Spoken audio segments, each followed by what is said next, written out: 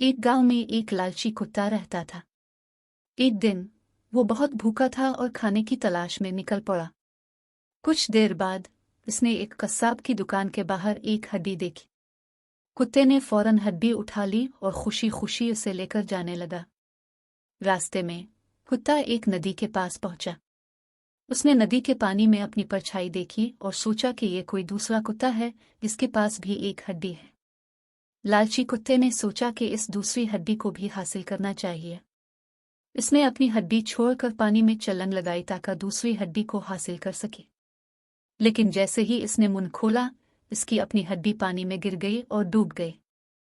अब कुत्ते के पास कोई हड्डी नहीं थी। वो बहुत अफसोस करने लगा। इस कहानी से हमें यह सबक मिलता है कि लालच हमेशा नुकसानदेह होता है। हमें अपने पास जो कुछ है इस पर खुश रहना चाहिए और लालच से बचना चाहिए। कहानी का सबक: लालच बुरी बला है।